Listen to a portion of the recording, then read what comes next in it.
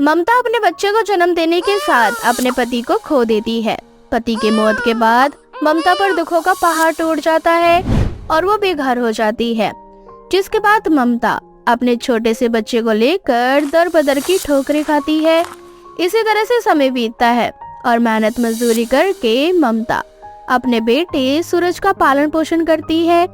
ऐसे ही एक दिन ममता अपने 8 साल के बेटे सूरज को सूखी रोटी और प्याज खाने को देती है। ये खाना देखकर सूरज रोने लगता है और अपनी माँ से कहता है, माँ आज फिर तुम मुझे गरीबों वाला खाना दे रही हो। जानती हो स्कूल में सभी बच्चे कितना अच्छा खाना लेकर आते हैं। स्कूल में भी सब मुझे गरीब कहकर चिढ़ाते हैं। आखिर मैं गरीब वाला खाना कब तक खाऊंगा? मुझे भी अमीर घर का खाना खाना है। बेटा, हम गरीब घर के कभी भी अमीर घर का खाना नहीं बना सकते और तुझे इसी में अपनी पूरी जिंदगी बितानी होगी। माँ मैं रोज रोज गरीबों वाला खाना नहीं खाऊंगा, मुझे भूख नहीं है। इतना बोलकर सूरज खाने पर से उठ जाता है। अपने बेटे को इस तरह से जिद करता देख ममता सूरज को समझाने की कोशिश करती है और उससे झूठ कहती है। बेटा, अपनी माँ को माफ कर दे, पर मैं वादा करती हूँ जब तू बड़ा हो जाएगा ना, तब मैं तुझे अमीरों वाला खाना बनाकर खिलाऊंगी। पर अभी के लिए ये खाना खा ले। अगर तू गरीबों वाला खाना नहीं खाएगा तो बड़ा कैसे होगा? तुझे बड़ा होना जरूरी है ना, और अमीरों वाला भी तो खाना खाना है ना। नादान छोटा सा बच्चा सूरज अपनी माँ की बातों में आ जाता है और चुपचाप खाना खा लेता है। इसी तरह से समय बीतता है और देखते ही देखते सूरज 25 साल का हो जाता है। माँ आखिर हमारी जिंदगी से ये गरीबी कब जाएगी? ये बचपन से गरीबों वाला खाना खा खा कर मैं परेशान हो गया हूँ। बेटा, अब तू ही अपनी किस्मत बदल सकता है। मुझसे जितना हो सका मैंने उतना कर दिया तेरे लिए। माँ आप कुछ नहीं कर पाई हो मेरे लिए। आप मुझे 12वीं तक भी नहीं पढ़ा पाई। आखिर मुझ जैसे अनपढ़ से कोई क्यों शादी करेगा, या कोई मुझे अपने पास नौकरी क्यों देगा? मैं जहाँ भी नौकरी के लिए जाता हूँ लोग मुझसे मेरी डिग्री मांगते हैं। कहाँ से लाकर दूं मैं उनको डिग्री? बेटा, सारे काम डिग्री से नहीं होते, मेहनत भी जरूरी होती है। तो आप ये चाहती हो ना कि मैं मेहनत मजदूरी करूं जैसे पापा करा करते थे, और मेहनत मजदूरी करते हुए ही पापा की तरह अपनी जान गंवा दूं? या तो फिर आपकी तरह पूरी जिंदगी गरीबी में बिता दूं और ये गरीबों वाला खाना खाता रहूं? अब सूरज बड़ा हो चुका था, वो ममता की किसी भी बातों में नहीं आता।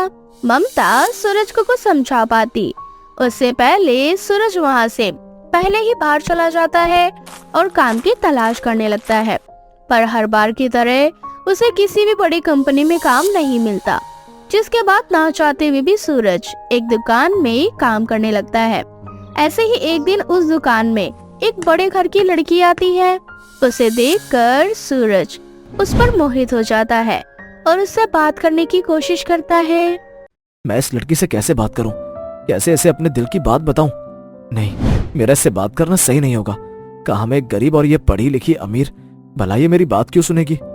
इतना बोलकर सूरज अपने कदम पीछे कर लेता है, पर ये सब कुछ वो लड़की परी देख लेती है और खुद सूरज के पास आती है और उससे कहती है, मैं देख रही हूँ जब से इस दुकान में मैं आती हूँ तुम सिर्फ मुझे ही देखते रहते हो। ऐसा कुछ नहीं है मैडम, यहाँ बहुत सारे कस्टमर आते हैं और मेरा काम है हर किसी पर नजर रखना। अगर आपको मेरी तरफ से कोई परेशानी हुई हो तो मुझे माफ कर देना। परेशानी? पर मुझे कोई क्यों परेशानी होगी? मुझे तो तुम पसंद हो। मुझे तो लगता है जब तुम मुझे देखते हो इतनी सारी लड़कियां रहती हैं दुकान में, पर तुम्हारी नजर सिर्फ मुझ पर रहती है। मुझे ऐसे लोग बहुत पसंद है जो लड़कीबाजी नहीं करते।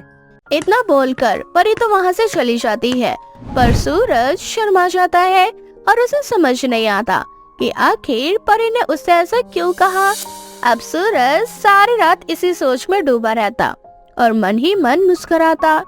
अपने बेटे को हंसता हुआ देख ममता उसकी खुशी का राज उससे पूछती है। क्या हुआ बेटा, आज बहुत खुश नजर आ रहा है। खुशी से ही पेट भरेगा या फिर खाना भी खाएगा तू? माँ से जो भी खाने में है दे दो, मैं खुशी खुशी खा लूंगा, चाहे वो 4 दिन का बासी खाना ही क्यों ना हो। आप नहीं जानते आज मेरे साथ क्या हुआ है। अच्छा, ऐसा भी क्या हो गया मेरे बेटे के साथ जो इतना ज्यादा खुश नजर आ रहा है वो? अच्छा माँ, पहले तो मुझे ये बताओ, अगर कोई लड़की किसी लड़के से ये कहे कि तुम मुझे पसंद हो क्योंकि तुम इधर उधर नहीं देखते, इसका मतलब क्या हुआ? इसका मतलब ये हुआ कि वो लड़की उस लड़के को पसंद करती है और उसके साथ रहना चाहती है। क्या तुझे भी कोई लड़की पसंद करती है क्या? मेरा मतलब है कि कभी तुझे किसी लड़की ने ऐसा कुछ कहा? अपनी माँ की बातें सुनकर सूरज और मुस्कुराने लगता है और खुशी खुशी खाना खा लेता है। आज पहली बार ऐसा हुआ था कि सूरज ने खाने में कोई नाटक नहीं किया था। ये देखकर ममता को बहुत अच्छा लगता है। अब इसी तरह से कुछ दिन बीत जाते हैं। अब सूरज और परी एक दूसरे से मिलना जुलना शुरू कर देते हैं। देखते ही देखते दोनों एक दूसरे से बेहद करीब आ जाते हैं और परी सूरज से शादी करने का डिसीजन लेती है। सूरज, मुझे फर्क नहीं पड़ता तुम गरीब हो या अमीर, तुम अनपढ़ हो या पढ़े लिखे, मैंने तुमसे प्यार किया है, तुम मुझे बहुत पसंद हो।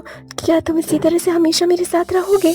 मैं हमेशा तुम्हारे साथ रहूंगा, बस तुम मुझे कभी छोड़कर मत जाना। मेरी गरीबी देखकर डर मत जाना। अब सूरज और परी अपने घर वालों को जैसे तैसे राजी कर लेते हैं। पर ये क्या, ससुराल आते ही जब परी अपने गरीब ससुराल में गरीबों वाला खाना देखती है तो उसे अपने ससुराल वालों पर तरस आने लगता है। माँ जी, सूरज जी, आप दोनों इतने सालों से ऐसा खाना खा रहे थे, ऐसा सूखा खाना, आखिर आप इस तरह का खाना कैसे खा सकते हैं? माफ करना बहू, हम गरीबों के नसीब में ये सूखी रोटी ही लिखी होती है और हमारे साथ तुझे भी यही खाना पड़ेगा। मुझे माफ कर दे बहू, मैं तेरे लिए और अपने बेटे के लिए कुछ भी नहीं कर पाई। नहीं माँ जी, आप ऐसा क्यों कहती हैं? आपने अकेले अपने बेटे की परवरिश की है और मुश्किलों का सामना करा है, पर अब आपकी गरीबी के दिन खत्म हुए। आज इस घर में गरीबों वाला खाना नहीं, अमीरों वाला खाना बनेगा। क्योंकि परी बहुत अमीर थी, इसलिए वो अपने मायके से कुछ सामान मंगवा लेती है और अपने गरीब ससुराल में अपनी पहली रसोई में अमीरों वाला खाना बनाती है। अमीरों वाला खाना खाकर ममता की आंखें छलक जाती है, तो वहीं सूरज की खुशी का ठिकाना ही नहीं रहता।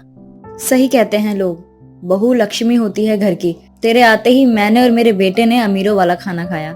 ये सब कुछ तेरी वजह से हुआ है बहू। माँ जी, अब हमारी गरीबी वाले दिन चले गए। अब से आप और सूरज जी यही खाना खाएंगे और सूरज जी मेरी कंपनी में काम करेंगे।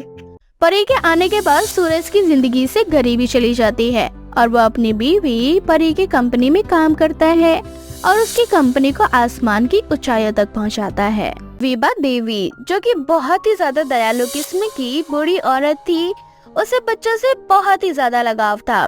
विभा देवी के पास पैसों की कोई कमी नहीं थी, दौलत शोहरत उसके पास सब कुछ थे, लेकिन फिर भी उसके अंदर दौलत शोहरत को लेकर बिल्कुल भी घमंड नहीं था। ऐसे ही एक दिन विभा तो छोटे छोटे गरीब बच्चों को अपने घर लेकर आती है और उनको अपने एक घर के सोफे पर बैठाकर अपने हाथों से खाना खिलाती है। तभी वहाँ विभा देवी की बहू शिप्रा आती है और शिप्रा विभा से कहती है, अरे माँ जी, ये सब क्या है? ऑफिस से इन गरीब बच्चों को घर पर ले आए आप? आपको मैंने कितनी बार कहा है कि ये बहुत ज्यादा गंदगी में रहते हैं, इन्हें घर में लाना बिल्कुल भी हाइजीनिक नहीं है। उनके आसपास न जाने कितने गंदे बैक्टीरिया रहते होंगे और आप है कि। अरे शिप्रा, ये बच्चे ना भगवान का रूप होते हैं और मैं इनको पहली बार तो घर में लेकर आई नहीं हूँ, बल्कि मैं तो इनको हमेशा घर में लाती हूँ। और दूसरी बात रही इनकी साफ सफाई की, तो इनकी साफ सफाई का ख्याल मैं बहुत ही अच्छे से रखती हूँ। इनको घर में लाने से पहले ही इनके हाथ पैर धुलवा दिए थे और सैनिटाइज भी कर दिया था इनको अच्छे से। और ये ना बहुत ही ज्यादा भूखे हैं, इसीलिए मैं इनको ऐसे तो छोड़ नहीं सकती ना। माँ जी, मुझे ऐसा लगता है ना कि आपके लिए ना बस गरीब बच्चे ही प्यारे हैं। मैं और आपका बेटा आपके लिए कोई मतलब ही नहीं रखते। सारा पैसा तो आप इन गरीब बच्चों के ऊपर फेंक देती हैं। पता नहीं क्या मिलता है आपको इन सारी चीजों से। तू ना बिल्कुल भी नहीं समझेगी इन चीजों को। जब समय आएगा तब तू अपने आप ही समझ जाएगी कि आखिर मुझे क्या मिलता है इन चीजों से। माँ जी, मैंने आपको इन बच्चों से बात करने से या फिर इनके साथ टाइम स्पेंड करने से नहीं रोका है। मैं तो बस इतना कह रही हूँ कि घर पर मत लाया करो और फालतू का जो भी आप ये पैसा वेस्ट करती हो ना इन बच्चों के ऊपर, वो भी मत किया करो। जैसे तुम मेरे बच्चे हो वैसे ही ये भी मेरे बच्चे हैं। अगर मैं तुम्हें अपनी प्रॉपर्टी और पैसों में से हिस्सा दे सकती हूँ तो इन बच्चों को क्यों नहीं दे सकती। और बहू, तेरा काम है घर संभालना, काम करना, पति का ख्याल रखना। मैं जो कर रही हूँ उसमें तेरा कोई मतलब नहीं बनता बोलने का। ठीक है ना माँ जी, आपको जो सही लगता है वो करो। शिप्रा के सामने ही विभा उन बच्चों को नए नए कपड़े देती है और कुछ खिलौने देती है और चॉकलेट वगैरह देकर उनके साथ निकल जाती है।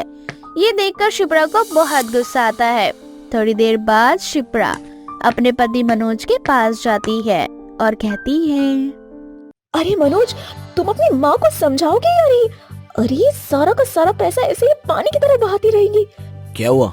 तुम्हारी माँ ना गरीब बच्चों के पीछे पागल हो गई है। अरे ना जाने क्या मिलता है इनको ये सब करके। मेरे सामने पता नहीं कहां से वो गरीब बच्चों को घर पर ले आई, उनको खाना खिलाया, उनको अपने इतने महंगे सोफे के ऊपर बिठाया और उनको कपड़े देकर पता नहीं कहां लेकर गई है। यार अब क्या ही बोलूं माँ को, ये अपनी जिद के आगे ना कभी किसी की नहीं सुनती। अच्छा ये सब छोड़ो और ये बताओ कि डॉक्टर की अपॉइंटमेंट है ना कल? अरे यार मैं तो भूल ही गई थी, कल चलते हैं डॉक्टर के पास और भगवान से यही दुआ करती हूँ कि इस बार मेरी रिपोर्ट नॉर्मल आए, सब कुछ अच्छा हो जाए। ऐसे ही अगले दिन मनोज और शिप्रा डॉक्टर के पास जाते हैं, जहां डॉक्टर मनोज और शिप्रा का कुछ टेस्ट वगैरह करते हैं। थोड़ी देर बाद उनकी रिपोर्ट्स आती है। रिपोर्ट देखकर डॉक्टर शिप्रा से कहते हैं, देखो शिप्रा जी, आपकी रिपोर्ट नॉर्मल नहीं है, आप कभी भी माँ बन सकती हैं। बाकी माँ बनने की बहुत सारे तरीके हैं, अगर आप चाहें तो बच्चा गोद भी ले सकती हैं। ये खबर सुनकर शिप्रा बहुत बुरी तरह से रोने लगती है।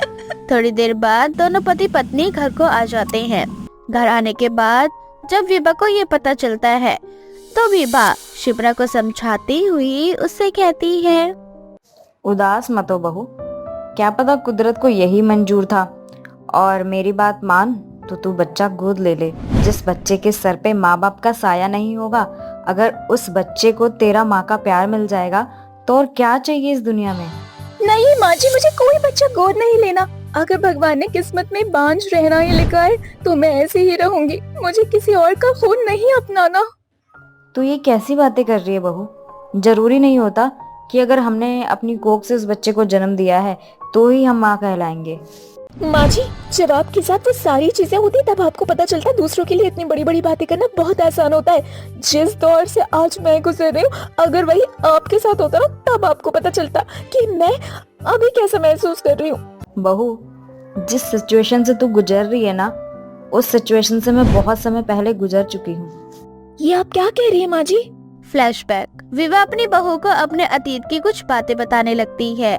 ये उन दिनों की बात है जब विभा शादी के कुछ दिन बाद डॉक्टर के पास जाकर अपना चेकअप करवाती है, जहां पता चलता है कि वो कभी मां नहीं बन सकती। ये खबर सुनकर विभा को बहुत बुरा लगता है और वो बहुत बुरी तरह से टूट जाती है। घर आते वक्त रास्ते में उसे एक छोटा सा बच्चा सफेद कपड़ों में लिपटा हुआ दिखाई देता है। विभा उस बच्चे को उठाकर अपने घर ले आती है। उस बच्चे को देखकर विभा के मन में एक उम्मीद जागती है कि उसे कोई माँ कहने वाला आ गया है। बच्चे का नाम मनोज रखती है और मनोज को अपने बच्चे के रूप में वो स्वीकार कर लेती है। Flashback out. मैंने मनोज को कभी ये बात नहीं बताया कि मनोज मेरा सगा बेटा नहीं है, और तू भी ये बात उसे कभी मत बताना, क्योंकि मैं ना इन चीजों में बिल्कुल भी विश्वास नहीं रखती। मेरा ऐसा मानना है कि जरूरी नहीं होता कि हमने जिसे अपनी कोख से जन्म दिया है वही हमारा बच्चा है, और कहीं ना कहीं ये साबित भी हो गया है, क्योंकि मैंने मनोज को जन्म नहीं दिया था, लेकिन फिर भी मैंने उसे बहुत प्यार किया है, पढ़ाया लिखाया, और वो तो मेरी जिगर का टुकड़ा है। और एक बात, तू हमेशा कहती थी ना कि मैं इन गरीब बच्चों को क्यों इतना प्यार करती हूँ, क्यों इनको इतना मानती हूँ। वो इसलिए कि अगर मैंने मनोज को उस समय उठाया ना होता, अपनाया ना होता, तो शायद आज मनोज भी किसी आश्रम में पड़ा होता, या फिर दर दर की ठोकरें खा रहा होता, भीख मांग रहा होता। वो सारी सिचुएशन मनोज के साथ होती जो आज इन बच्चों के साथ है। इसीलिए आज मेरे पास 12 बच्चे हैं और मैं उनकी माँ हूँ, और मेरे पास ना पैसों की कोई कमी नहीं है। इसीलिए मैं इन बच्चों की माँ हूँ। इसीलिए माँ होने के नाते मैं अपनी कमाई का हिस्सा अपने बच्चों की परवरिश में लगाना चाहती हूँ। भगवान ने भले ही मुझे माँ बनने का सुख नहीं दिया हो, लेकिन आज मैं 12 बच्चों की माँ हूँ। ये सुनने के बाद शिप्रा को खुद पर बहुत ही ज्यादा शर्मिंदगी महसूस होती है और वो अपनी सास से माफी मांगती है और उनसे कहती है, माँ जी मुझे माफ कर दो, मैंने आपको बहुत गलत बोला, लेकिन आप सच में बहुत अच्छी हैं। आपसे मुझे आज एक सीख मिली है कि जरूरी नहीं होता कि जिसे हमने जन्म दिया है हम उसी की माँ है। माँ तो ऐसी होती है जो पराये बच्चे को भी अपना बना ले। इस तरह से शिप्रा अपनी सास के साथ मिलकर उस आश्रम में जाती है और आश्रम में उन सभी बच्चों को अपना माँ का प्यार देती है और उनकी परवरिश में अपना पूरा ध्यान लगाती है। साथ ही उनको समय समय पर घुमाने भी ले जाती है और इस तरह से दोनों सास बहू मिलकर अपने जीवन में हंसी खुशी प्यार बांटते हुए आगे बढ़ती है।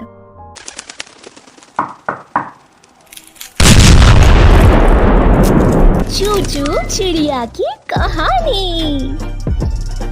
ये कहानी है चिंकी चिड़िया की, जो कि एक बांझ थी। उसकी कोई संतान नहीं थी, जिस कारण उसको उसके ससुराल वाले बहुत खरी खोटी सुनाते थे। ऐसे ही एक दिन चिंकी के घर उसकी पड़ोस की पीहू चिड़िया मिठाई लेकर आती है। तभी मेनका कबूतरी, जो कि चिंकी की सास थी, वो पीहू से कहती है, अरे क्या बात है पीहू बहन, मिठाई किस खुशी में? अरे बहन, वो दरअसल बात यह है कि मेरी जो छोटी वाली नई बहू है ना, वो माँ बनने वाली है। इसी खुशी में मैं मिठाई बांट रही हूँ। अरे वाह, अभी तुम्हारी बहू की तो नई नई शादी हुई थी, शादी के कुछ ही महीनों बाद उसने खुशखबरी दे दी। ये होता है सौभाग्य। हाँ, ये बात तो तुमने बिल्कुल सही कही। सबका सौभाग्य मेरी तरह तो होता नहीं है, वरना यहाँ बहुत लोगों की बहुएं ऐसी हैं जिनकी शादी को तो करीब 10-12 साल हो चुके हैं, लेकिन अभी तक उन्होंने अपनी सास को कोई खुशखबरी नहीं दी। चलो, ये तो बहुत अच्छी बात है कि तुम्हारी बहुओं ने तुम्हें बहुत जल्दी खुशखबरी दे दी। भगवान उसको सही सलामत रखे और एक स्वस्थ बच्चे तुम्हारी बहू को हो।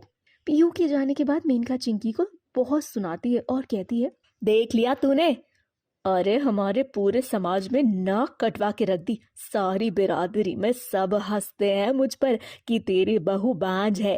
अरे अगर मुझे पहले ही पता होता ना कि तू ऐसी है, तो मैं तुझे इस घर की बहू बनाकर कभी नहीं लाती।